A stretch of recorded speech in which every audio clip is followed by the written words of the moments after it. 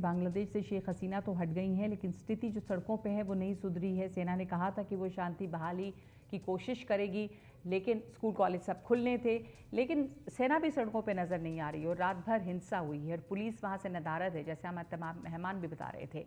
निशाने पर बांग्लादेश के अल्पसंख्यक भी हैं, सिर्फ अवामी पार्टी के नेता नहीं। बीएनपी और जमात जैसे विपक्षी दलों में एक भारत विरोधी ताकतें भी प्रबल हैं। शेख हसीना सरकार ने अपनी ज़मीन पर भारत विरोधी चरमपंथियों पर कार्रवाई की थी।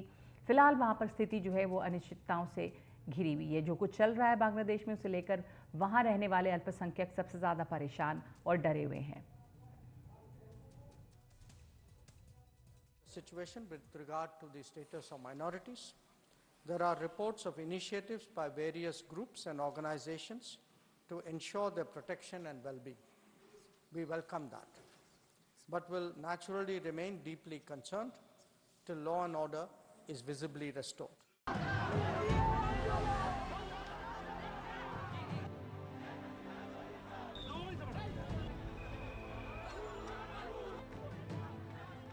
विदेश मंत्री एस जयशंकर का बयान एक बड़ी चिंता को जाहिर कर रहा है। बांग्लादेश की प्रधानमंत्री शेख हसीना के इस्तीफे और फिर देश छोड़ने के बाद सोमवार शाम से ही बवाल थम जाने के आसार जताए जा रहे थे, लेकिन ऐसा नहीं हुआ। पहले सिर्फ शेख हसीना सरकार निशाने पर थी, लेकिन अब अराजकता इतनी है कि कौन निशाने पर आ जाए पता नहीं। इसे लेकर भारत में भी चिंता बढ़ रही है। We are in close and continuous touch with the Indian community in Bangladesh through our diplomatic missions. In terms of our diplomatic presence, in addition to the High Commission in Dhaka, we have assistant High Commissions in Chittagong, Rajshahi, Khulna and Sylhet. It is our expectation that the host government will provide the required security protection for these establishments.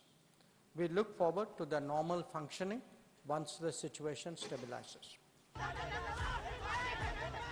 हिंदुओं समेत सभी अल्पसंख्यक डरे हुए हैं। बांग्लादेश की आबादी में फिलहाल 8% हिंदू हैं। 1951 में ये 22% के आसपास थे। 1964 से 2013 के बीच 1 करोड़ 10 लाख हिंदू बांग्लादेश छोड़ गए। साथ ही बांग्लादेश में ढाका से लेकर चटगांव, चांदपुर तक बहुत से मंदिर हैं। रामकृष्ण मिशन और इस्कॉन के ही नहीं, सैकड़ों साल पुराने कई मंदिर भी बांग्लादेश में हैं, जिनका ऐतिहासिक महत्व है और ताज़ा डर इन्हीं को लेकर है, क्योंकि हमलों की घटनाएं इधर उधर से सुनाई पड़ने लगी हैं। देखा जा रहा है कि बांग्लादेश की कट्टरपंथी जमात भी इस आंदोलन को हवा दे रही है। जब तक कोई अंतरिम सरकार कामकाज नहीं संभालती है, उन लोगों पर खतरा बना रहेगा जिनके विचार इनके विचारों से मेल नहीं खाते हैं।